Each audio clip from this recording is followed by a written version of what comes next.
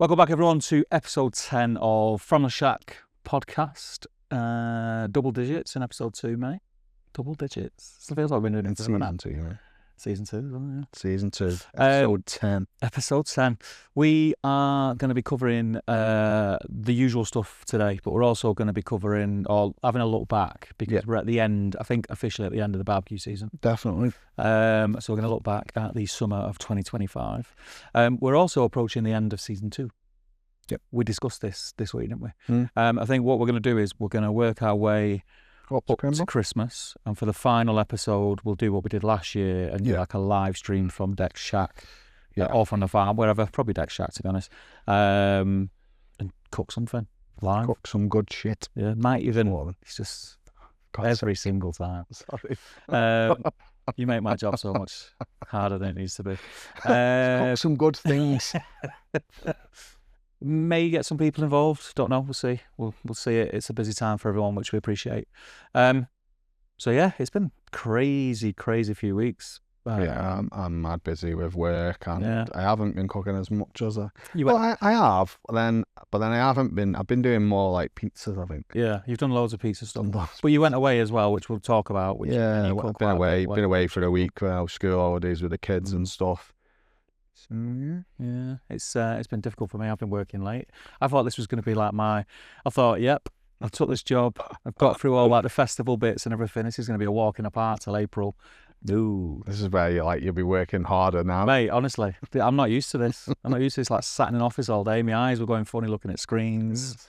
But it's been very interesting. There's some stuff all in the planning, mate. Yeah, it is all in the planning. A lot of stuff can't talk about yet, but I will do as soon as I'm able. But it's very exciting. So yeah, should we get straight into the episode? Yeah, do you want to do your cooks first? We can do my cooks. There's not been loads, but there's been some cool ones. And I think the one, I'm not going to... Your notable one. Go for them all. The notable one that I'll talk about was I kind of got a last minute request at work. Because on the farm, as well as doing events and all the barbecue stuff that we do, it's an events company that deals with festivals, but it deals with like TV and all that kind of as well. So we always have like people like bigwigs from TV companies coming down. But this, which was last week, it was a group of people from Apple TV, Fox, Netflix, and a few of us. I don't know who they were. TV execs. And what they were doing is they were looking at the Tatton estate to see if it was going to be feasible to use that in certain productions coming up. Which I'm sure they will, like, I mean, it's such a... It's mega, yeah. It's mega. I was going to say, it's banging. So Marty said, I've got some TV execs coming this week. It's all a little bit last minute. Would you mind cooking for them? And I'm like, nuts deep in stuff that I don't know what I'm doing anyway. I'd rather do this, mate. I'm like, what? But then I was like, I didn't want to say no because obviously, I like Marty a lot, and it's just a cool thing to do. So I said, yeah, I'd do it. And you wrote some of the lads in, didn't you? Yeah, got Callum to come in and help. Shout out to Callum. The main reason that I was accepted and I was excited about it was I had the tapwood. So from the community cookout, when Matthias came and he brought his tagwoods, and he's obviously a tagwood ambassador. If you're not following Matthias, follow Bank 1415 online. Now he's in Texas, currently doing loads of cool stuff. Very jealous. But he brought the demo unit that Tagwood send to all the big events around the country. And basically I'm the caretaker of that. Well, the farm is the caretaker of that. And I thought it's a good excuse to cook on it because I've not cooked on it before. So how did you find cooking on it? Loved it. Did you? Because it's massive. So there's loads of room, space, and you can you've just got room to move things about and have little areas, like hot areas, cooler areas. Really, really good. So I brought that, and I brought the Monolith Le Chef, which is just an app. To be honest, it's a beast. It's just if you've got the ceramic in your sort of in your back pocket there, it's just. That was the thing with bringing the tagwood because it's inside. You've got the tagwood where you can do a load of live fire and stuff, but then you can have stuff that you don't need to really keep an eye on. Just tickling away. And it's the Le Chef, so it's the big size. And it's never let me down. Just half filled the basket, lit it, got it rocking to about 125, 130, and that was just there to do different things. The main thing that I cooked in that was the turkey breast. What did I cook in it? The turkey breast, and the hot links. I'd got the hot links up to heat, took them off, cooled them, and then put them back in for like a finish to get that snap. But the cool thing about the cook was, I'll talk about what I cooked in a minute, but it was at Peover Hall. So it was big, if you can imagine. Have you seen Peover Hall? So it's like an old, like, sort of country house mansion thing, and it is someone's house. Like, they do live in it, but it's one of their houses. And it's also rented out for different things. And we did the dinner in what's called the long hall. Okay. And it's typical what you'd expect. Like, you walk in and it's just this long room with like coats of armour down the side, and all pictures of guys with like paintings of guys in like the red gear and hounds and fox hunting and all that kind of stuff. It was mad. Like, just having a little peek into like that how the other half lived was just like proper mad, but super cool to do it. And the kitchen was really good. So we set up the barbecues just outside one of the doors that lead almost into the kitchen. So I was like in the kitchen and outside as well. And I had a couple of helpers. Callum came and helped me, like I said, and I had Ralph, who works at the farm. He came just to do all like the running around, and he's legendary anyway. He knows the score because he does wild grill with me. And I said to Marty, like, what do you want me to cook from? What do they want? He went, just do whatever you want. So I was like, right, sweet. What do I want to cook? What do I want to cook on this Tagwood? So got in touch with Liam, got a picanha, got a deboned leg of lamb. Typical stuff that I love. Talk about the same stuff all the time. I just love cooking it. And I wanted to use the asado cross, so I had the leg of lamb on like this. It's not a cross, it's like in a cage. And just had that cooking off the firebox for about 2 hours, just like really slow, and just turning it and bringing it closer and pulling it away. Getting used to the actual grill world. It cooked so well as well. I was surprised. When I put it in, I was thinking, this is not going to cook even because of the angle it's at and your firebox is here. I'm thinking, right, well, this point is closer to the heat. Like, the bottom of it's not going to cook. But it did cook really even. It's a bit mad how it does it. Cook really even. Yeah. I was surprised. Yeah, well, that's the same as when you talk about the pit barrel and how does the top cook the same as the bottom. Yeah. So I don't know what the science is behind that, but it was cool to do it. So yeah, I did the leg of lamb in the saddle cross bit. Did the picanha just on the top, just put it on the top shelf. And that was just, again, because I'd not cooked on it before, I was thinking, leading up to it, I was thinking, yeah, right, picanha's gone on the top shelf, I'm going to put this in, I'm going to do that there, And I'm going to put it up there, I was thinking, it's miles away from the heat. It's miles away. Did it take a while to cook? Is this going to cook? Well, I got there about 3 hours before. A couple of hours, I think it'd do it. Yeah. It was about 2.5 hours. Yeah. In actual fact, it was cooked slightly ahead of when I wanted to, only by about 20 minutes. And I just took it off. So I got internal to where I wanted, took it off, just let it sit there, and then just before service, lowered the rack all the way down and just like give it a good sear. Put it on and seared it. And I put loads of things on my Instagram where I was putting I put a ring of embers around it on the thing just to like get a nice even crust all around, and put embers on the top of it, fat cap on the bottom dripping down, throwing flames up. So the fat cap was just all bubbling and dancing away, and that was cooked perfectly. What else did I do? So I did a turkey breast in the monolith. Typical cook, 130 degrees, let it cook, wrapped it at about 60. I'm looking forward to now it's coming towards Christmas. I know obviously I cook turkey all year round, but you obviously cook it a bit more at Christmas. Yeah. Like a smoked turkey it's hard to beat when it's cooked well, you know. It was banging, and the people in there were like, "Oh, I don't like turkey. It's the best turkey I've ever had. What have you done to it? What have you done to this turkey? It's the best turkey I've ever had." And it's just dead easy. 60 degree, about 60. Just I wasn't even like keeping on it like. I just every now and again I just probe it, and I thought, right, once I probe it and it's past 60, I'm going to wrap it in foil with loads of butter, put it back in and let it finish, get to like 73, done. Yeah. And that's what I did. How I'd be doing it. Just took it off, didn't even put it in the warmer because it was wrapped in foil. So as it hit 73, took it off and just left it. I've been hot links in there, which again, easy cook. Yeah. They were perfect. What else did I have? Hot links. Sides, do any sides? Turkey. There was another meat. Lamb. Can't think what it was. There was another meat. You had lamb. Yeah, lamb. Turkey. Oh, pork loin. You did a pork loin as well? Did a pork loin, yeah. So I did a pork loin, did that on the asado as well. What, like direct? Exactly the same as the picanha. So I cooked it exactly the same as the picanha, and then at the end just got some colour on it on the fat and all around the sides. And that turned out really, really good as well. And then I did like a chili, but I did the chili indoors. I've just got like a go-to recipe for an easy chili, and I just gave that to Ralph, and he sorted all that out. So they had a chili, they had charred hispy cabbage, I did like honey glazed, fire cooked carrots. What else did I do? I did just like a basic side salad with all different leaf greens in it, red onion, feta, olives. Made a really simple dressing.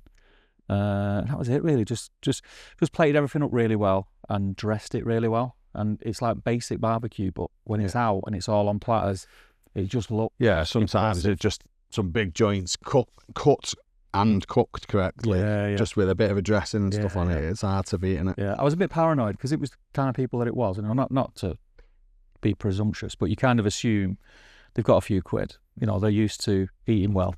Should have done some plating for them. And I was thinking, they're going to look at this and think this is like a school dinner, but they were all like, oh my God, this is amazing. Have you done all this for us? Like, I can't believe it. Thank you so much.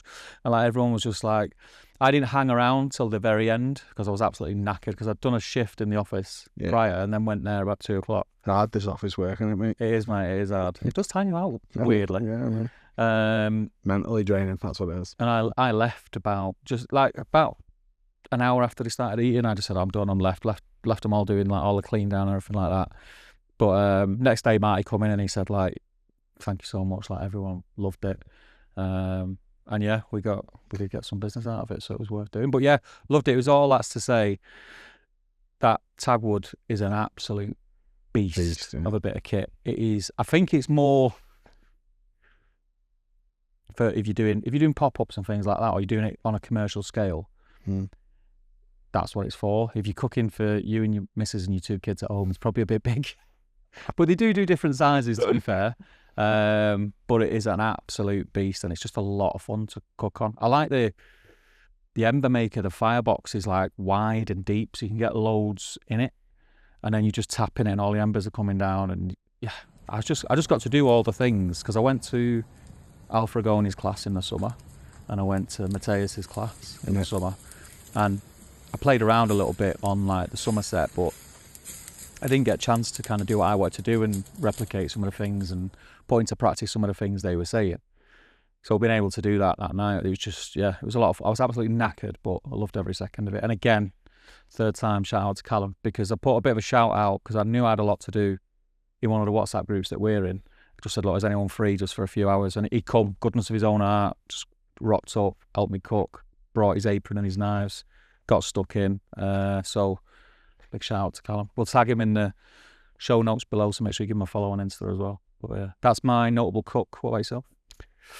Well, my notable cook wasn't really just one. I went to Scotland for a week. Did. So the missus is well on Facebook seeing on Countrywood Smoke. It was probably about a year ago now, and someone had posted on Countrywood Smoke this like sort of property in Scotland, and it had a Arctic barbecue lodge. Max has got one. He has, barbecue school, but it's got one in the garden. So it's this massive bungalow, 4 double bedrooms, like 4 or 5 reception rooms, big massive kitchen, a few bathrooms, and then this Arctic barbecue shelf Arctic barbecue shelter in the garden. It's got like a big flat area with football nets. It's got like loads of apple trees and stuff. The property is banging, and it is only over the border in Scotland in Dumfries. Right. So only it only took us like 3.5 hours to get there. So we went up to there. Obviously, we did pick it because of the barbecue cabin. Because again, I think you're all in now. You're choosing your holidays around barbecue. choosing me holidays around barbecue. It's ridiculous. But anyway, so what it's got like a big sort of like, it's almost like a hexagonal piece that sits in the middle. Yeah. Loads of charcoal in that, and then you've got an adjustment where they're on arms and they swing in. Right. So you've got a small one which swings in, and then you've got a massive one that's almost the size of it that swings in. That's adjust it on arms, so you can adjust it up and down. That amazing bit of kit that Elkie's got, that one that looks like a chariot out of Lord of the Rings, that's got one of them, where it's like a pole with 3 different things in it. Yeah. Pretty much. So, I mean, the first thing I cooked was picana. So I was like, absolutely. I went to Blackthorn. Yeah, all right. Sadly they don't do visits, but I drove up to Blackthorn, And I did speak to them, and they said, "Oh, we don't do visits because it's actually in a working port." Because I wanted to, I thought that'd be cool. That. Yeah. So I went to Blackthorn, had a little look. I ended up just buying some Blackthorn salt in one of the local shops. Yeah. Again, just salt. Cooked it slow, just turning it every 20 minutes, half an hour, just a bit higher up. Yeah. And then obviously once I got to 45 degrees, sort of let it rest for a bit. And then while I was cooking all the rest of it, because I had like charred hispy, asparagus, tender stem, roasted red peppers, and then obviously getting all that cooked. And then the last thing, right down, charred it, get it all dead crispy. It was perfect. Yeah. And then I did a andouille chimichurri. Yeah. Because I'd seen it, Mateus had done it at Sizzlefest. Yeah. And I tell you what, it adds a really good level of flavour. I was going to ask you, like, because obviously he does it and it was really nice, but he's obviously trial and error, like how much to add and everything. Like, I just added a spoon. Did it work? Just a spoon. Yeah, just a tablespoon. I'm just a tablespoon. You can see the texture in that. Yeah. It's perfect. Yeah. I mean, it's quite oily as well, remember? So, I mean, yeah. Yeah. It was really good. Really, really good. Nice. I think we had loads of stuff like sweet red peppers, charred hispy. Again, we use Glow Baltic. It actually went through. It actually burnt through a lot. We used the full bag. Did you? Full bag in a week. Yeah. I mean, we were smashing. Look, that's going to happen with live fire, though, isn't it? It's open. There's not really much you can do. I mean, at the end of the week, I was like, oh no, we've used so much fuel, but it's open. There's no baffles. There's absolutely no real control. Your control is your distance away from the flame. Yeah. So the next morning, then I did a full Scottish breakfast on that barbecue, which was really good. To be fair, like I did the whole thing all on there, on one level, and I just and then cooked a load of sausages, just chucked them in a tray, and just literally had them sat next to the fire with some foil on, just keeping them warm while I cooked everything else. Again, even done the eggs on there. Yeah. I had a stainless steel pan which had cracked all the eggs in, and it was almost like 10 eggs in a pan sort of thing, and just let them cook. And it's just like we had to saw them out to each, to get individual eggs. But mate, to be fair, it was banging, and a load of haggis. Right. Because I absolutely love haggis. Yeah, I like the taste. Like people like, oh no, I don't like it because what it is, but actually the flavour is unbelievable. It's a funny one, because people say that about haggis, but if you knew what was in the sausage you were eating, it's probably not. I know. Well, so I went out for tea a few times when I was there, and I went out for tea twice. The first time I went out for tea, I had a chicken breast, butterflied, haggis on top with peppercorn sauce. Right. Haggis is really peppery. Yeah. Mate, it was unbelievable. The flavour was unbelievable. And then the second time that I went out, I had haggis nachos. Haggis nachos? Haggis nachos, mate. Well, they just crumble it over or something. So they cut tatty scones, potato cakes, into triangles like nachos. Yeah. And then put haggis on, and then a cheese sauce on the top. Yeah. I love tatty scones. It was banging. Yeah. That's such a fun dish as well. Yeah. And then I'm like, what do I have for my main? And it's like, they had a pie or something. So they was like, what's your pie of the day? Beef and haggis. I was like, I love that then. Not far off, like nearly every day. You got anything that's not with haggis? No. and then washed down with an iron brew. Yeah. So basically, I tried loads of different, like they do something called tablet. Have you ever heard of that before? Yeah. So it's like it's almost like fudge, but it's like a chalkier crumbling. So it's like Eccles mint cake. It's like texture. It's hard to explain. It's almost like a chalky sweet almost, but actually then it's like fudge. Yeah. So it's a cross between it's hard to explain. Anyway, but it's basically like fudge. It's their version of fudge. Right. Anyway, that's dead good. So yeah, I absolutely embraced the Scottish culture while I was up there, mate. Yeah. smashing in haggis at every opportunity. Like the only thing I didn't do I missed like lawn sausage on me thingy. On me full Scottish brekkie. Yeah. But is what it is, isn't it? Yeah. Is what it is. Sounds and then we had a short rib chili. Short rib. Again, load of short ribs.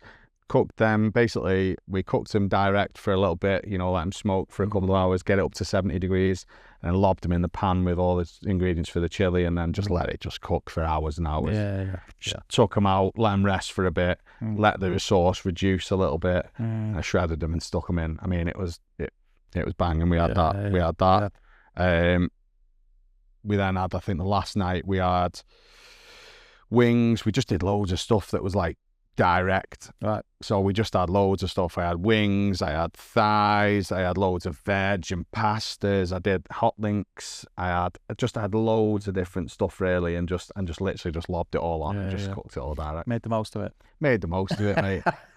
But then the thing was, I thought it'd be a good idea. So next to where we were staying, like I said, it's a really good location.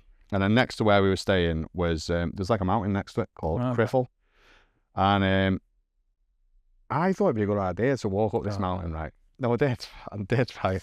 And I thought... I've made this mistake, mate. I thought, like, I've, over the last however many years, you know, I do a lot of walking in work and stuff where, you know, you go and you walk around sites and, you know, you can do 20, 30,000 steps a day. Or like if I go to Cornwall and stuff, we sometimes do a bit of a walks and stuff. But I've realised that them walks are quite flat. Yeah, there's no incline. There's no incline, right? Oh my goodness, right? After a week of just drinking every single night and smashing all this barbecue food into the excess, decided to walk up this hill, or with mountain, whatever you want to call it. Unbelievable, mate. I not far off crawled up it. Listen, was it not last year, not summer gone, the summer before, we went to Ireland, because my family's from Ireland, so I've not been for ages. First time I went, my dad's from a place called Bray, and there's a mountain right on the sea called Bray Head, big crucifix on the top of it, all that kind of thing. And it's not like a massive mountain, but as kids we used to run up it, run up this thing. And I was thinking, you know, like you think, you know, that's what I used to do. I'm going to take the girls, I'm going to take them up Bray Head. That's what I mean. Mate, I thought I was going to die. I got halfway. That's what I thought. I had to say to my missus and my kids, go without me, leave me. Yeah, go without. I thought that. I was breathing out my backside. I honestly, I thought. I mean, vomit. I nearly vomited. Yeah, no. I checked. I had my watch on, and my watch was checking my heart rate. And my heart rate. Ring 999. It got to something like 178 beats per minute, and I thought, like if it goes any higher, like I'm in trouble here. I mean, I'm not far. The kids didn't even come with me because they didn't want to come with me. So I went with my mum's husband. So me and Phil walked up this mountain, and it was just like, I tell you what. And Phil looks like he's pretty capable. Yeah. Phil likes walking up mountains and stuff. And I thought, this is no probs. I thought this will be really fun, mate. I got to the first incline, and I thought, this is actually quite difficult. It's not fun. This is not even fun. I don't want to do it. And then it got steeper and steeper. Yeah. And I googled after it, like, and apparently it's like a really hard hike, and it's like really steep. Yeah. But like I thought, I'm not joking. The last sort of 200 meters, I tell you what, I'm not far off crawled. Well, that one at Bray Head, I looked into it because I'd never looked into it before, because it was just something we did as kids, and that was like the thing we did when we went on holiday to Ireland. We'd go up Bray Head. That was just the thing we did with all my cousins, and because I found it so hard, I looked into it, and it starts off, it gets steeper and steeper and steeper as you get to the top. So and it's like through wood and everything, so it's not like a clear path. It's like there's woods, there's like fields where there's like sheep and goats and that, and that's what going over rocks. It was, oh mate, it nearly killed me. So yeah, I feel your pain, mate. I can't believe it. Well, going up, the backs of my calves were screaming going up, and then coming down, my knees were in pieces. It was like, I don't know. I just thought it was going to be maybe fun. that should be our New Year's resolution, because I need to lose a bit of time. Mountain. Yeah, well, I'd like do a to. bit of something. I mean, I don't know, mate. Bit of wild camping. I just didn't enjoy it. I didn't enjoy it. I mean, the view was amazing. Bring your flat dog. Bring the flat dog, yeah. And some bacon. That'd be right. Pecan, yeah. I'll carry the pecan. You carry the flat. See, that sounds good. that does sound good, do you know what I mean? But the reality, if you've got to walk up one of them hills, it's horrible. Or one of them mountains, it's just, I get bad shin splints as well. I couldn't believe it, mate. Yeah. Honestly, I couldn't believe it. I was really surprised. I thought it was going to be easy. Can you remember what it was called? What hill was it? Criffle. So if anyone's walked up Criffle. Listen, mate, I'm gonna have to read what it says. Criffle. Well, do you remember what the house was called? Do you want to give the house a shout out? Yeah, I do. If I can remember what it's called, though. It's in a place called New Abbey, Dumfries. New Abbey, Dumfries. Yeah. So, it's on Sykes Cottages. Knocking Dock. Knocking Dock. So as you can see, Knock End Dock. Yeah, it looks nice. So you've got loads of like different rooms. Big windows as well. Well, that's because of the view. It's overlooking a loch. Yeah. So you can imagine you've got all this space, and I mean, I still disliked it, anyone being in the kitchen with me, if I'm honest, while I was cooking. But I mean, you've got all this space. You've got all this in the garage. You've got games rooms in the garage. And then you've got that in the garden, which is ace. Yeah, it's really good. And for a week, this was school holidays. Yeah. So for a week it was like 1,100 quid. It's all right, isn't it? But like we went with like different families, like my brother and my mum and stuff like that. So it was quite good to go with a family. Yeah. And you can go out. Look into that myself, actually. Right, you can go out of season, 700 quid. Yeah. You can go over like Christmas time and stuff like 700 quid for a week, and it's quite good actually. And I quite like just like chilling out. Couple of beers, couple of glasses of wine while you're all around this and signing this lodge. It was actually really good. Yeah. It was really good, mate. Because I think I found, I'm going to sound like a right miserable sod now, but I'm not. I found sometimes when you go on holiday, you kind of sometimes feel forced that you've got to be doing something all the time. Yeah. Just to chill out, mate. Well, that's me normally. However, I said, I just want to chill out. And we didn't do as much. Yeah. We didn't do as much. We went to a few like distilleries, had a little wander. I mean, I don't even like whiskey really, but I mean, I went and had a little look, and we went to, as I said, we went to Blackthorn Salt, and we went and had a look around some of these places and some nice walks and stuff like that. And it was good. It was chilled. I'd say we walked up that mountain. That wasn't as chilled, but it was good. Like good. Send me the link and I'll put it in the show notes so people can check it out. Sound. And if the owner's watching and listening and he's wondering why he's getting a lot of people booking, this is why. From the Shack Pod. Yeah, hook us up. From the Shack podcast is sponsored by Thermapen. Designed for chefs and loved by home cooks worldwide, Thermapen ensures perfectly cooked food every single time. With its unrivaled speed and accuracy, sleek waterproof design, and a 5-year guarantee, Thermapen is certified to perfect every roast, bake, barbecue and steak. Myself and Dec highly recommend Thermapen, as it's the only food thermometer that we use at home as well as when we're cooking at our pop-ups. So cook to temp and not time, and enjoy the episode. Right, so we get straight into the nitty-gritty. So I think what we kind of said was we were kind of thinking what should we do as a bit of a topic, and I think because the barbecue season pretty much is well and truly over now, it'd be nice to have a bit of a look back, because it has been a bit mental. Like, you've been dead busy at work, I changed job, and it's like just been a whirlwind going on. So I feel like it's been really, the whole year has been really busy. I feel like I've blinked and we're at the end. Well, I just feel like, even looking forward to next year, I feel like all these weeks are getting booked up, like really quickly, and I'm thinking like I'm almost doing something every single week. It's mad, isn't it? It's madness. I don't think I've ever felt like that before. No, I seem to think like after COVID, I feel like, I don't know whether I'm just getting older or what, but I mean every single week seems to be booked up. Yeah, I don't know, like it is busy. I mean, I thought it was just me because of the new role because we're events based. I am looking at the calendar like that, and it's like, right, okay, that's that. Like I'm like giving Anna a kick up the backside now, saying you need to let me know when you want us to go away next year, because I need to book it in.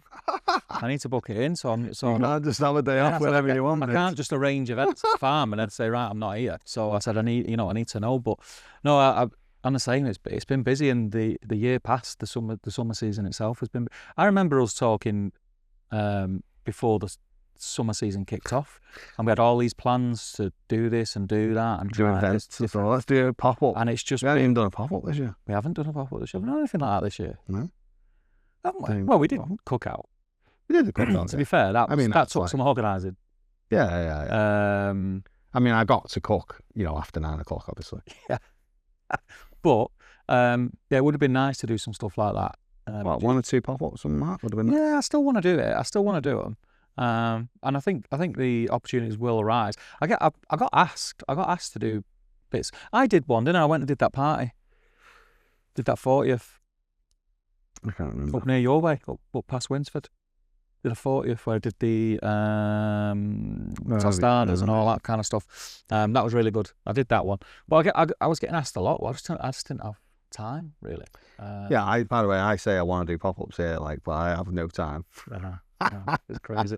But what I did was, with that in mind, talking about looking back, I went online and looked at a few different bits and bobs, and I found a few facts and figures that I found quite interesting, because we've had this conversation, and we actually had it as a topic on the podcast not so long ago, where we were talking about the rise in barbecue and how it's becoming more and more popular. And is that just because we're more involved with the community and speaking to people, do we feel that it's more popular and it's more prevalent, or it actually is it? And we come to the conclusion that it was getting more popular by doing that episode. But what I found interesting was online.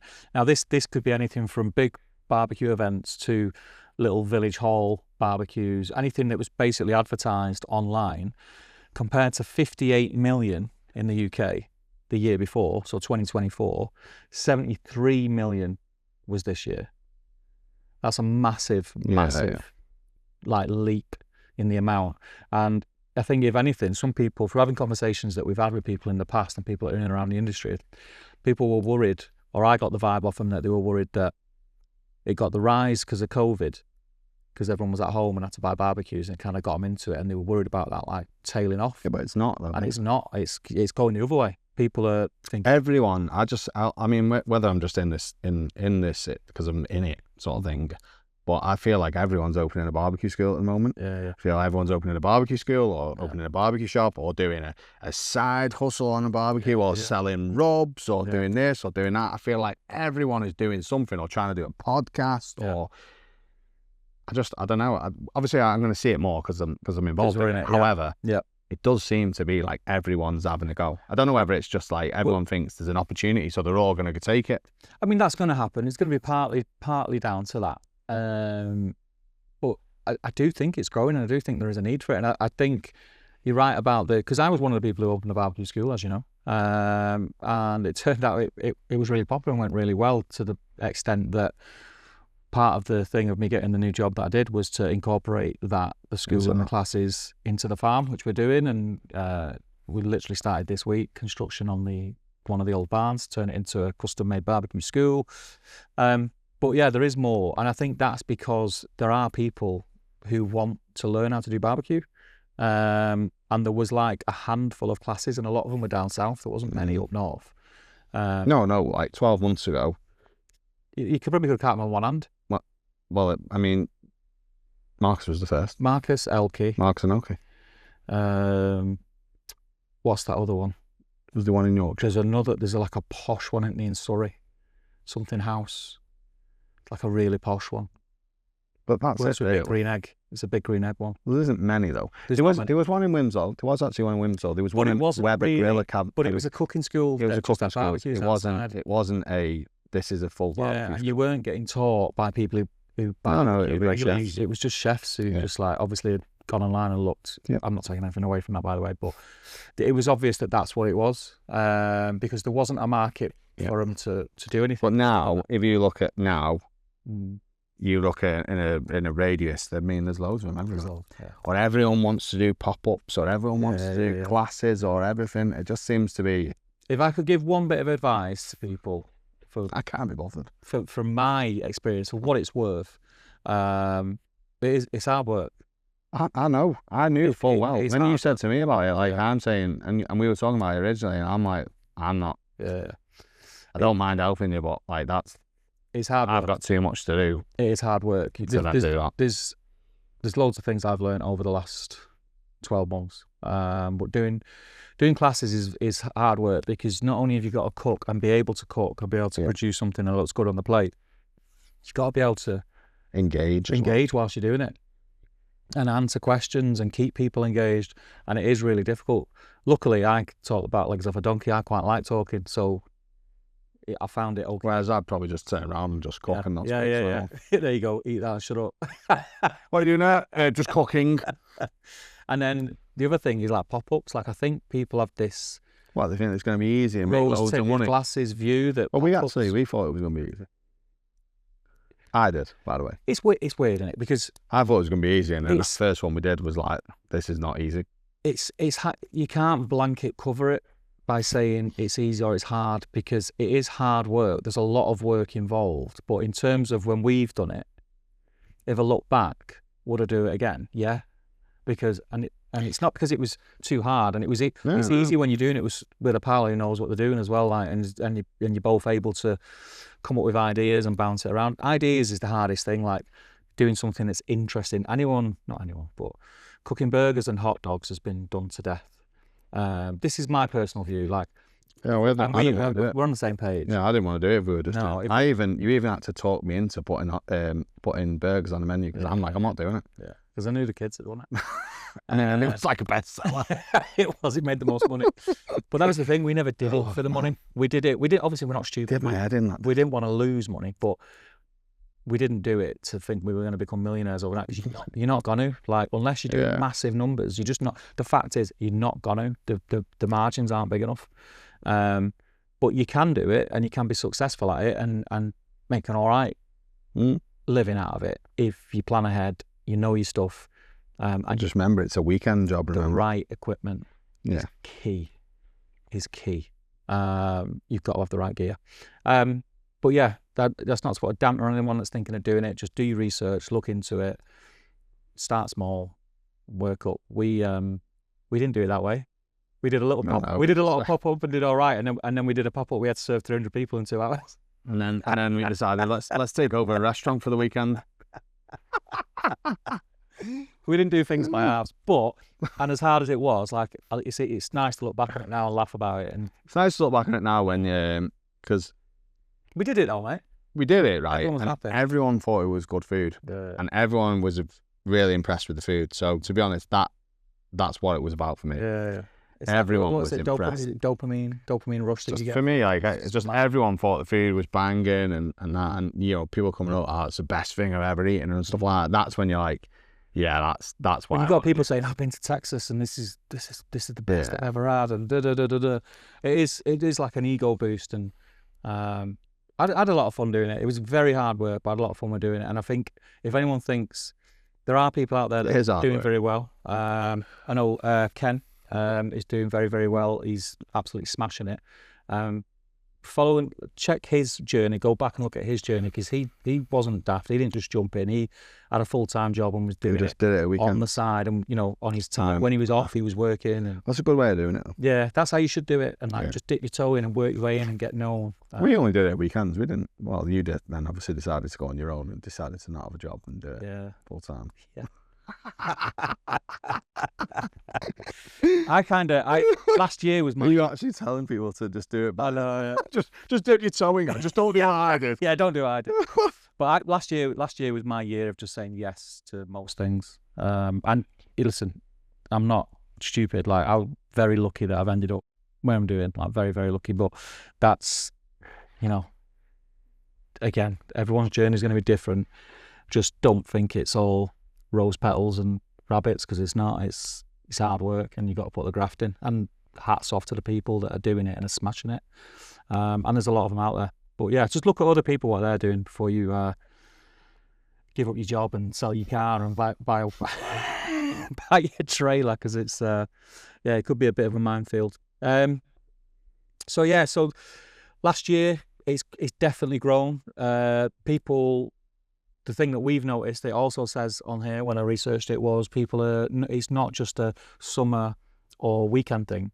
Like, a lot more people are doing it like midweek. It's not fair weather barbecue anymore. Which we know about, and we know that that's definitely more prevalent now, because we're in groups and chat groups and WhatsApp groups where, any given Tuesday, Wednesday, Thursday night, we're sharing what we're cooking, and there's more and more people doing that. I try my hardest not to cook inside. Yeah, I dislike it. I do. I feel I don't put as much effort in. It's just just got to get this done. I was close last night, I was close. I had burgers last night, and I was very, very close to just saying, because I just couldn't be arsed. I nearly said, just put them in the oven. I nearly did ovened burgers. However, that would have been a letdown, mate. Well, it was like, I had to take Mason to football training. So this is like, he does football training 6 till 7, and it's like, 6 till 7, you get in at 5:45, and then you've got to go there till 7. What you can do, come and light the barbecue. Yeah. Luckily, the missus lit the barbecue at 20 to 7. Nice. Precisely, 20 to 7. So I walked through the door. Just ready to go. Ready to go, mate. I've got a plan. Whether it's gonna, I said we both said this last year. I've got a plan this winter for doing a lot of batch cooking, like chilies and your bologneses, anything that's like wet. Like all your wet meals, I'm gonna plan to cook batches of them. Anything moist. Yeah. So in situations like that where you come in, because I'm the same, like most weeks, most days of the week, Hard, isn't it? I'm running around with the kids, gymnastics, music, guides, all sorts of stuff. Chili's always a good one, though. Yeah. Chili is like, you always have loads. I always have loads of chili in the freezer. Yeah. I made chili this week, actually. We're having tonight. We're having. I've got a lot of Jamaican curry in the freezer. Oh, nice. So yeah, we're gonna very nice. take that out of the freezer and have that tonight. Yeah, that sounds mega. I need to do something like that. I keep saying I'm going to do it. It's just time. We keep saying this. I ain't got enough time to do half of it. So yeah, so midweek barbecuing is becoming more and more common. Yeah. We're seeing it. Do let us know. Comment. We will read out all the comments. We've got a couple of comments to read out at the end of this. If you comment on Spotify, we will definitely read out and give you a shout out. So please do comment. Anything that we're talking about on the pod, if you've got an opinion on it, let us know your opinion. Just ask to be the same as ours. Sometimes we talk out of our backsides, so it's highly likely it won't be the same as ours. But let us know what you think. Are you cooking all through the week, or are you just cooking at the weekend? And on the same breath, it's become less of a special occasion thing and more of a norm. It's more of a norm for me. I've said it all along from the early days of the podcast. Big reason for me not wanting to cook in the kitchen is the clean up after. I just like the flavour. Yeah. To be honest, it annoys me if I'm sitting inside and I cook it inside, and I just think, well, I could have had loads more flavour outside. Yeah. That's for me. Who was it that was asking me about which charcoal do I use best? And I was saying, oh yeah, well, if I'm cooking steak or anything beef, I like to use like oak charcoal. Everything else I'm just using birch because I've got a lot of it. And it gets hot really quick. Burns really, really well. So, yeah. Is there any reasons why you think the UK is barbecuing more than it was? What the reason is? What's the reasoning behind it, you reckon? I just think, I don't know whether is the UK getting warmer? Is that a thing? Well, they say it is. We live up north, so we don't really feel it that much. Yeah, I mean, but we've had a good summer. To be more and more people are buying like structures for the gardens. They're sort of not spending money in the pub anymore. I mean, going to the pub seems to be like, it's not even a thing anymore. No, it doesn't, like, people aren't going to the pub anymore. People are like, so then what they do then is they'll spend more time in the homes, and therefore then they'll increase, like, obviously they'll have more do other things in the home. Yeah. They'll make a garden room, or they'll do this, and then they'll spend more time in the gardens, and therefore then they'll cook more. Yeah. I just think it's a massive shit. A bit of everything, stuff that you've said. Yeah. I think it's still the knock on from. Do you not think as well they follow America quite a bit? The UK always sort of seems to be behind America and follows America a bit. It's massive in America, barbecuing. Yeah, but America's got the weather though, on it. It's got the weather for it all year round. I just think there's been a bit of a shift, and it's a bit of everything, like you said about pubs. That lifestyle's not there anymore. Well, things are changing, aren't they? People would come home from work, especially people who like not. Blanket judging everyone, and I'm not judging at all. What I used to do when I was younger, the thing I did when I got home from work was go back and meet my mates and have a pint, a few games of pool, or go to the footy and have a pint. Yeah. Like, that's not happening as often now, and for multiple reasons. This generation doesn't drink like previous generations did. They don't drink as much. That's a fact. There's less pubs. That social sort of, the thing that we call socialising is dying off. Socialising that they do is very different. A lot of it's online, so people are at home more. And yeah, it's a multitude of things. It's a multitude of things, and I do think obviously marketing's got a big thing to do with it, because it seems to be getting more and more popular. People like the fresco lifestyle. Yeah, brands are putting more money into advertising that, so it's looking more desirable to people. Like, it's in the magazine, it's online, and you've got Facebook adverts for it and things like that. But I mean, I'm not mad at it. I think it's a pretty wholesome thing to do anyway. You're at home, you're with your family, and you're cooking good food that you know where it's come from. Yeah, I just like barbecuing because I like the flavour. I like being outdoors. I think it's quite a bit of a stress relief if you've had a busy day in work. Yeah, that's my reasons. Yeah, just lighting a fire, looking at the flames, concentrating on what you're doing. Do you got any advice for people who maybe don't cook in the week because they think it's too much fat? Yeah, whatever I cook in the week outdoors, it's different than what I cook at weekends. So yeah, I won't be sitting there and cooking a full roast dinner in the week. So I would plan your cooks, and I would, I'd be sticking to more of like grilling. Yeah, I'd be grilling more. Yeah. That's what my cooks in the week are traditionally just grilling. Yeah. Anything under an hour. And when I say anything under an hour, it's not, you don't have to stand there for 1 hour. No. The full thing, from getting out of the packet and putting it on the plate, Which is how long it takes to make dinner, unless you're doing a microwave dinner or throwing a ready meal in the oven. You know, burgers, even steaks or steak sandwiches, all stuff like that. I would be doing 100%. Chicken wings, chicken thighs with rice and flatbreads, kebabs. These are all things that you can. That's what I'd be doing. Yeah, 100%. I'm similar. I would say, because that is a conversation I do have a lot. Like people like, oh, I just can't be bothered. I can't be bothered. You've got to also get into the mindset and think that if you're turning your oven on, in reality, you should wait for it to warm up. That time of 15 minutes for your oven warming up. Well, you could have a chimney starter and your chimney starter will be ready to cook. Or if you've got a tomato, you don't even need a chimney starter. You just put two little tumbleweeds in that are lit and it's ready to go in 15 minutes. Same thing. It's just, 15, 20 minutes. It's the same principle. It's energy and it's heat source. So no matter what, it's got to build up. Yeah. So whether it's on a barbecue or whether it's in an oven, it doesn't actually make any difference. No. Just by using the barbecue, you'll get loads more flavour. Yeah. I would say, I totally agree with you. Plan ahead. If you're not used to cooking midweek or you think, it's winter. Have you started planning a bit more though? Yeah. Because you didn't used to plan. I have to now. Yeah. Because I'm so busy. You used to go to like the supermarket. This is what I feel, and go to the supermarket. And I have done for the last 10 years. I write a menu on a Friday or a Saturday. I write a full menu of what I'm having every single night. Don't have to actually stick to that night, but this is what I'm having almost every night in the week. So 7 nights or whatever it is. Bang, bang, bang, bang, bang. What ingredients I need? Bang, bang, and then that's all I do. Then I'll just cook. Yeah. I don't necessarily, even if I put something down for a Monday, I don't actually have to on that for a Monday. We can swap it. We swap it around, but principally that's, and even sometimes you might say, I don't fancy that. I'm going to get a takeaway tonight, or well, that's the thing, something else. But roughly, go to the effort of doing that, writing it down. You don't have to stick to it. Yeah, it's quite hard at first. Sometimes we roughly stick to it. We roughly stick to it. Yeah. So with me, it's like, for instance, this week there was like just two things I thought I'm going to cook out this week. That's what I'm going to cook, and I'll wing it then the rest. But generally, I will try and plan now, because if I don't plan, because it's dark when you come home, and it's that's what I mean. And it's been a weird time with like bonfire night and stuff like that, so that's been odd. But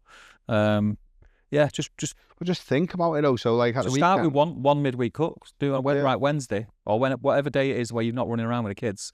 Right, that day I'm going to make some chicken thighs and some flatbreads, or I'm going to make whatever it is, something easy that takes. But think about it as well. So like what I did at the weekend is I made a lasagna at the weekend, and then what I did was I made because the lasagna I make, you make like a tomato sauce, a white sauce, and then you add sort of half the tomato sauce to your beef and your stock, and you make a ragu. I made a double quantity of the tomato sauce, made my lasagna, and then say on Monday night, I grabbed half the tomato sauce that I had in the fridge. I added a spoon of Nduja and banged it, put it with pasta, some mozzarella on top. You got an absolute banger of a midweek meal. Yeah. Like, do you know what I mean? That's banging. That's the other thing. That's one bit of advice I would get as well. These are probably things we should talk about at Christmas pies. But a vac pack sealer. Yeah, get yourself a vac pack sealer. Cook more than you need. Most of the time you're doing sauces is always handy. I've got in the freezer. I've got loads of vac packs of it could be anything like birria sauce or like a white sauce or whatever it is, like peppercorn sauce. I've got loads of them. So if I'm ever in a pickle, I just need to cook that. I've got the sauce. 100%. Do some pasta. And also what you can do is as well, it's like I've got one in pie maker things. I've not done any this year. Mate, I've got loads of leftover biscuits. Weird you say that, because it was Marty. I was having a conversation about pies. I was like, I made a pie for ages. I love making pies. I love making pies. But your leftover barbecue and stuff, even if it's like leftover chicken and stuff like that, you can all go into them. Yeah. Dead quick midweek meal. Yeah. Let's see who's shouting. What's someone shouting you? This episode is brought to you in part by Alfresco Chapel, a proper barbecue showroom up north. They're the go-to stockist for all your grills, smokers and pizza ovens. They've got everything from rubs, sauces, fuels, woods, coolers, butcher's paper, you name it, they've got it. They've even got pizza dough, craft ales and frozen meats now as well. Whether you're deep into outdoor cooking or just getting started, it's well worth a visit. Head down to Market Street in Adlington or follow at Alfresco Chapel on Instagram and go and visit the showroom. You will not regret it. Big thanks to the guys for supporting the show. Now let's get into it. A few moments later. Sorry about that. I just had to move the card. That's the second time. Second time. Every time we're here. Okay, so I think one of the next things probably worth mentioning is because I get asked a lot, you do as well, about what barbecue should I buy, what barbecue should we buy, and it really is a subjective subject, like whatever. Yeah, there's loads of new brands and stuff that's popping up. Again, it seems like everyone's creating rubs. Yeah. It seems like there's loads of new like rub companies being set up, and there's a lot of indie companies that have popped up. So probably for myself and yourself, when we were going like grill shopping, you had like, well, it was rather for me Weber, Kamado Joe, Big Green Egg, Traeger, Masterbuilt. It wasn't, that was about it. Or like when I first bought the Weber, that was really it. There wasn't anything else.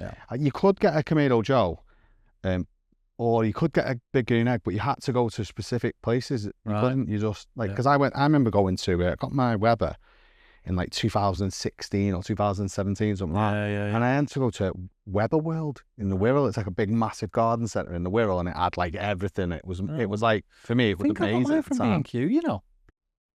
I think I got mine from B&Q, sure. Well, I went to there because it had like a massive, like, it had like a massive sort of display. It was it was a distinct, like, the odd place.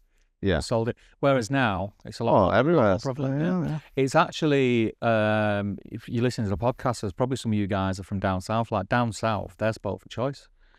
The amount of stores, the amount of events, the amount of everything. But up here, it's less so. I've actually had conversations this week about that in particular, and how it is changing and it is getting more barbecue friendly up here, and it's not a case of we've got to order stuff. There are places that you can go and buy barbecues. You've got Steve at Alfresco Chapel, Charlie. It's quite thin on the ground other than that, but they are out there if you look, and there's more opening all the time. But the indie barbecue companies that are popping up, some of them have been around for a while, but I think this year they've really come into their own. Block Customs being one of them. They've hit a load of the festivals this year. They've got a lot of big names using them. You've got Sat Baines using them. It's on Saturday Kitchen. So you've got James Peck was using them for a long time. Alex down at White Bottom Farm. They've put themselves out there and they've become more and more popular. You've got Ryan with his grilling gear stuff. He's started to make things this year. From Fire and Iron. Loads. Kendo Grills. Leviathan. Kendo Grills, I think, is probably worth a shout out because I was really looking at his gear at the cookout and I was thinking, I need myself a fire cage. I need a fire cage. But yeah, it's just, there's so much choice now. And what I would say is try and go somewhere that's got a grill of a similar ilk that you can have a play on. Because there's what you don't want. I'll come to Milton Hall Farm. Yeah. Because I've got a stupid amount selection there. I've got a stupid amount of grills. But yeah, do that. Go to Alfresco. He's got them all. Steve's got loads on display. You can lift the lid, play around on. Come and get some. Come down to Milton Hall Farm. One of the events or the classes that we do, we've got all sorts planned. One of the ones that will be good for that actually is we're doing something called Intro to Barbecue. So it's not a class, it's not an experience. It's basically you pay your ticket price, you come down. It'll be myself and someone else or two other people who are experienced and can cook, and you basically. You know, like when we were saying people do lessons differently, like mine's a more interactive lesson, I get people involved. And then you got the other ones where it's more they watch the person get involved. Even though I don't like that kind of lesson in terms of what I wanted for my school, I did look at it and I thought, well, there's something in that. And that's what we do as our intro to barbecue lesson. So you come. You basically stand and watch. Yeah, and you watch, and the chef will cook like 4 or 5 different dishes, talk through it, you get to eat and taste. Have some beers, have a Q&A, but you get to play around with the grills after as well, so all grills will be on display and you can look at them and everything like that. And something like that, I think there's other places up and down the country that probably do something similar, but something like that, have a play around. I was the worst person for always being a bit of a magpie. Like I had my Weber and then I wanted a KJ, and I got my KJ, and then I wanted something else. I wanted a pizza oven, and what do you want now, mate? And I wanted something else. What's on your list now, mate? I do want a fire cage. Not a Gosney.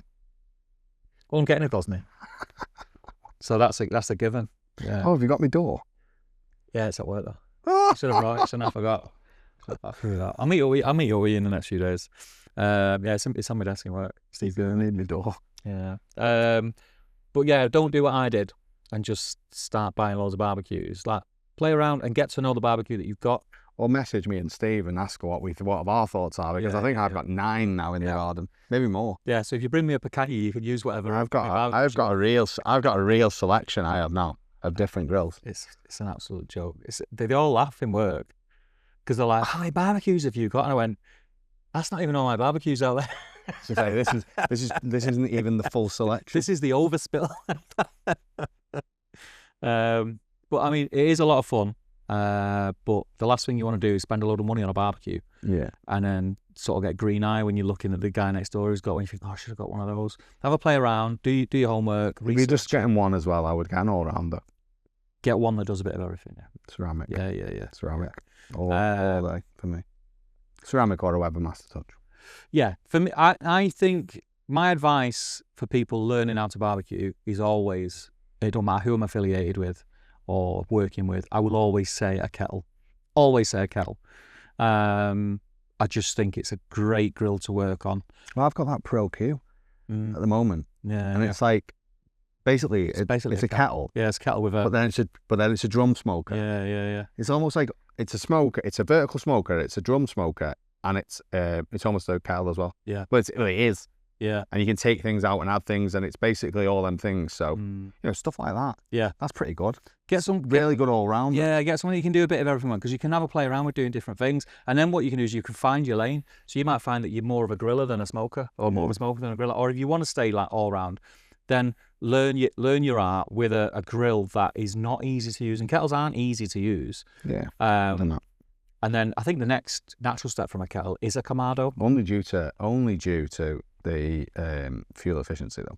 Yeah, I think what a Kamado lets you do. If you add the fuel efficiency of the Kamado in the Weber Master Touch, would you ever have changed?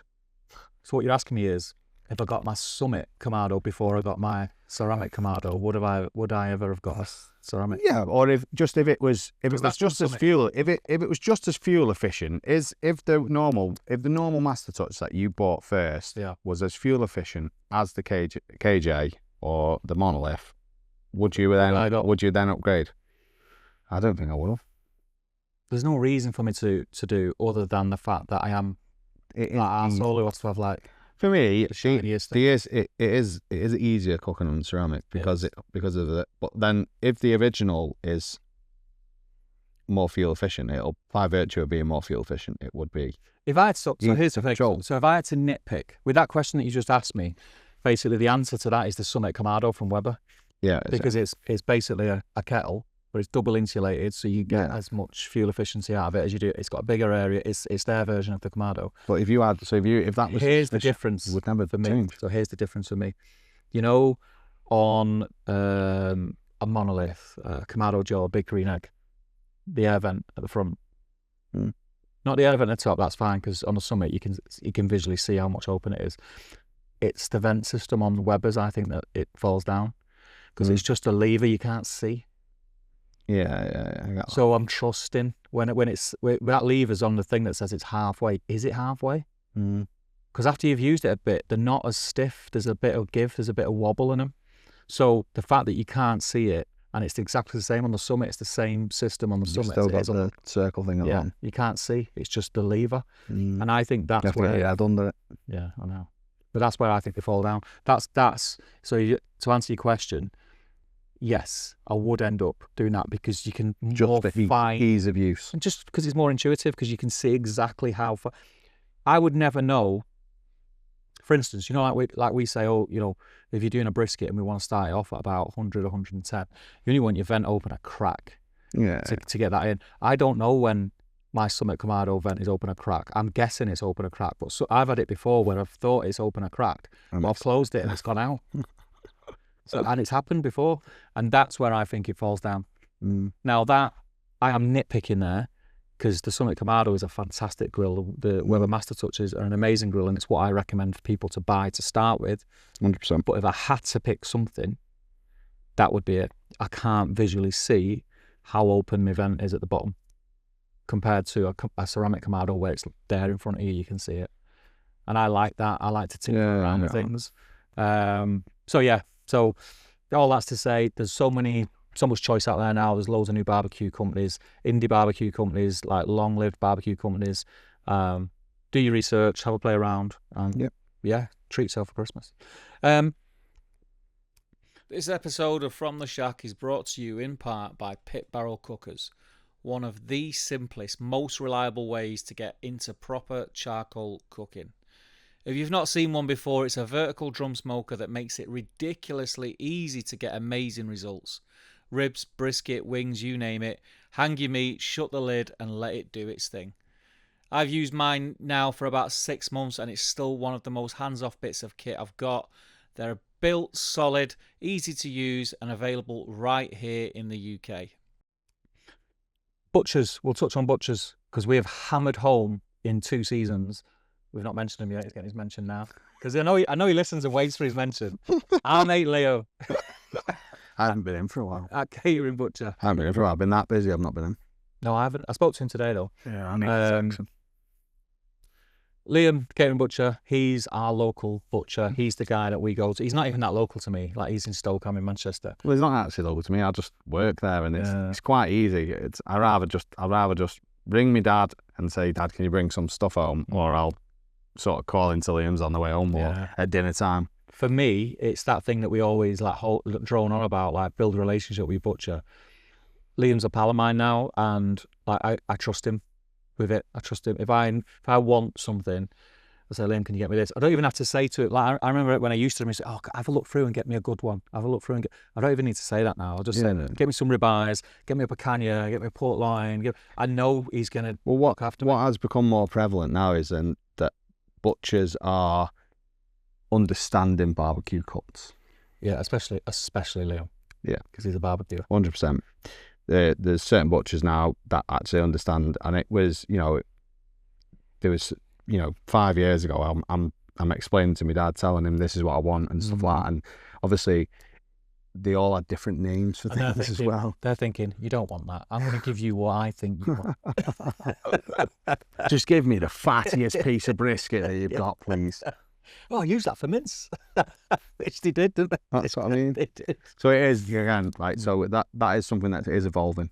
Yeah, 100%. Build a relationship with your butcher. It will do you so many favours in the future. And we need to be supporting our butchers and local and UK farming. It's not in the best spot at the minute. Butchery is, I think, a dying art. I think it was really nice to see the support that they got at the community cookout. It's becoming more of an art now, though. Yeah. It's like, it is. Yeah, it's less of that's like a job you can get into, and it's more like a specific specialist kind of thing. Because even like specialist training. Yeah, even what you think when you think, oh yeah, we've got a high street butcher. Because and sometimes where I live is 2 or 3. Well, all they do is they'll just literally pick a loin out of the box and There's 2 or 3 butchers near me, and if you stood outside, you'd think it was like a traditional old school butcher. And I've said this so many times on this episode. I'm not slating anyone. You go in and ask for certain things, and it's still because they're like got free heads. Yeah. They're like, they'll say, you'll have to order that.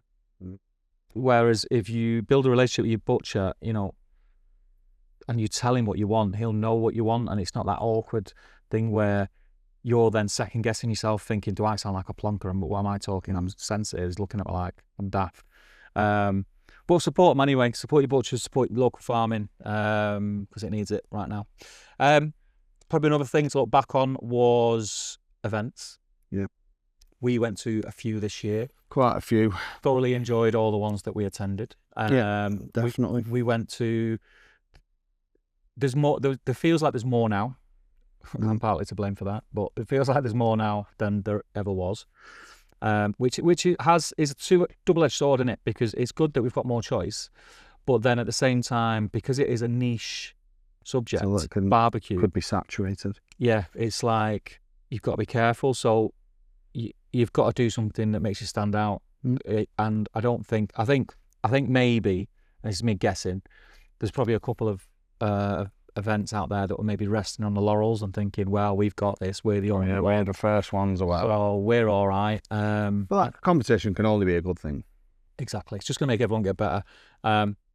It's a very prevalent subject. Drive user experience. Well, this week I've been that busy this week because I've been doing all sort of the groundwork for Meetup, which is next August, and already got some exciting names that are already signed up. Absolutely. Which is very, very cool. Absolutely. I've had sponsorship meetings this week. It's all looking like it's going to be pretty freaking awesome. And we are I'm going into it with the same mindset that I had with Cookout, what we spoke about, and we thought, why don't we just do it this way, like break the mold. Yeah. The difference is with this one, obviously, it's a big event. It's a commercial event. It has to make money. It has to make money. It allows us to be able to do the things like Cookout, which are free. But it's shaping up to be something pretty freaking awesome. So I'm super excited about it. So everyone support Meetup. Everyone support pays for the Cookout. Yeah. And the Cookout is going to be free, 100% free again next year in April. I'm not going to talk any more about Meetup. I will talk about it on the podcast and do exclusive reveals as soon as I've got some like meat and guts around it.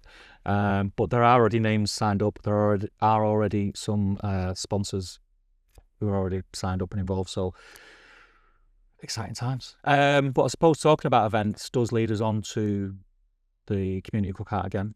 The tickets went on sale. They've been on sale for a few weeks now. Yeah. They are over 50% gone.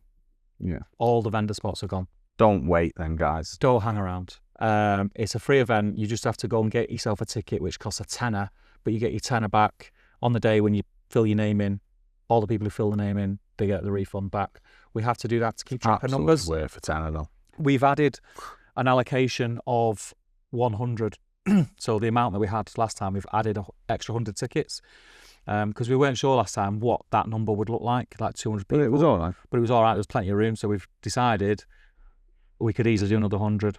But I can guarantee now that it won't go up past that. It's always going to be around the 300 mark year on year. And it's going to stay that way because we don't want to move it from where it is and we don't want it to become something else because we landed on our feet with that big time. Yeah, we wanted to have the community feel still. Yeah, I'm still now buzzing off it. I got all the professional photography pictures this week. Really good, though.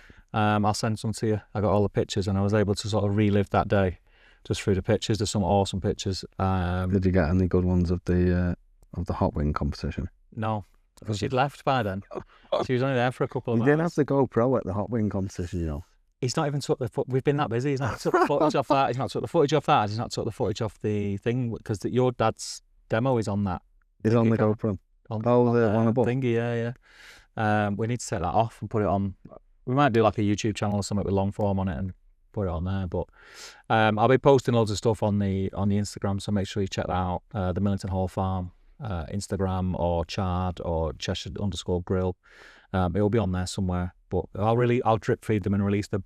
Also, loads of other things to do with the farm, which I'll talk about in another episode. But generally, events, excluding the stuff that we're involved in, has been a lot busier. Yeah, and I think the quality is getting a little bit better. I've enjoyed every event I've been this year. I've got kind of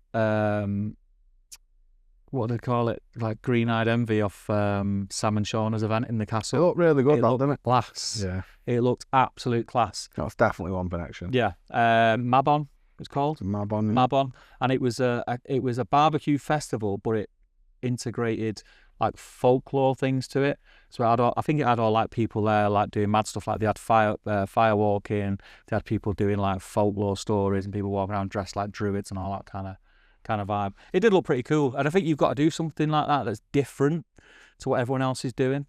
Sounds a bit like a bit too far. A bit like country. Bit too far. We'll come to that in a minute. Yeah, barbecue events, support them. They do need your support. I'm saying that from the Salvage point of view as well. We're going to be putting events on at the farm. For them to last, they need to be supported. So do get behind them, especially if you're local. But travel as well. You know, make a weekend of it. Make it an excuse to hang out with your pals who you've not hung around with for a while or had a pint with. It's well worth it. We got any comments though? We've got comments. We've only got a couple. In fact, my phone's over there. I won't get it actually. Get your phone for some commenters.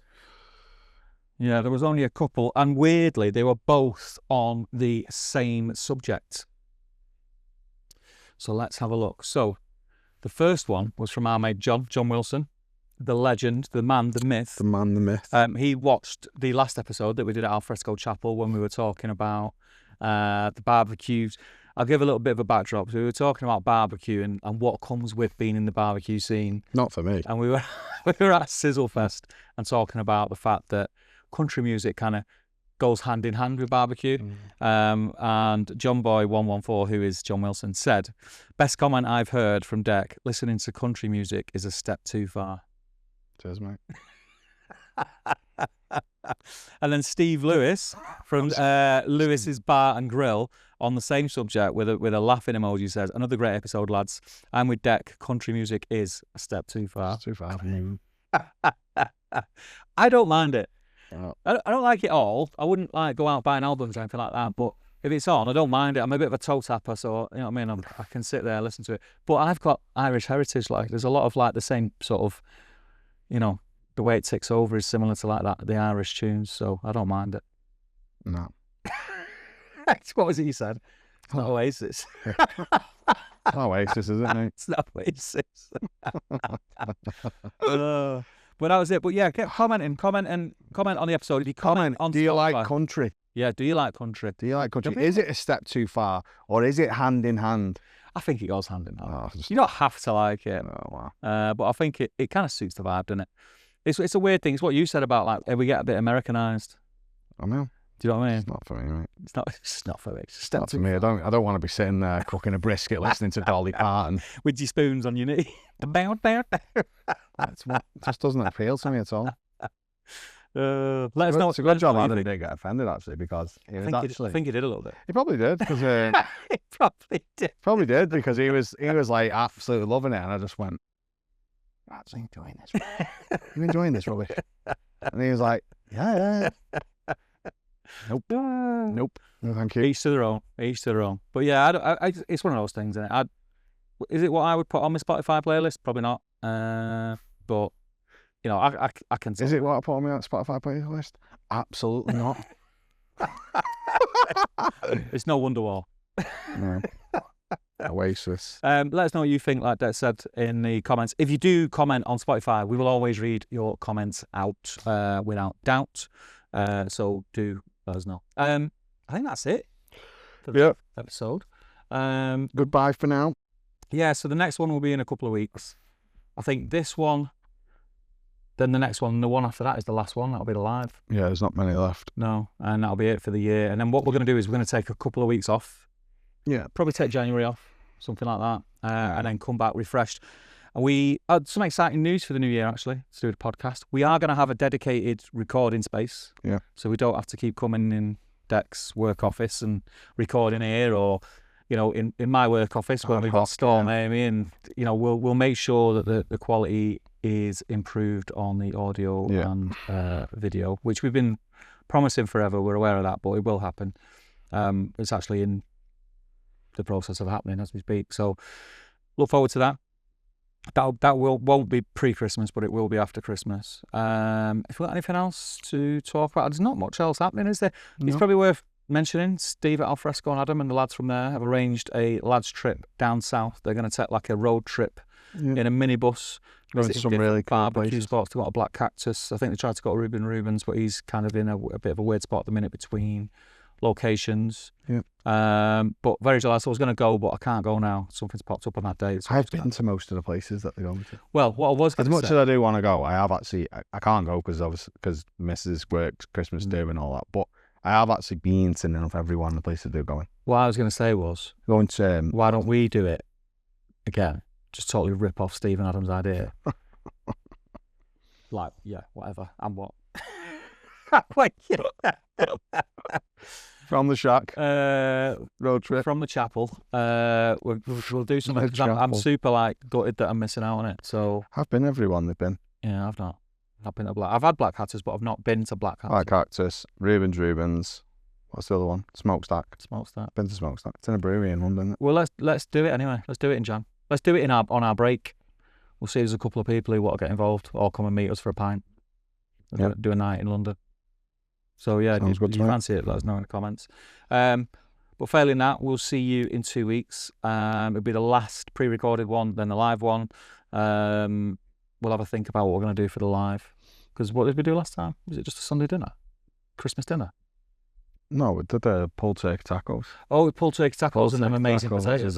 Loaded roasties. They were the best things I've ever tasted in my life. Loaded roasties. Why don't we do like a Yorkshire pudding wrap?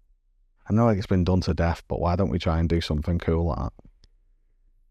Yeah, I'll have a think. That's a bit boring. It's a bit boring. Let's do something no one's done yet. Just trying to think what we could do. Though. Give us some motivation in the comments. What should we cook? Bear in mind, what about Christmas dinners from around the world? Well, we did that. I think didn't we? They were not Christmas dinners. What do people have? Well, not everyone celebrates Christmas, do they? Oh yeah, I suppose. So it's not a Christmas dinner. Give us some inspiration in the comments. Comment on Spotify you have to be able to cook it within an hour.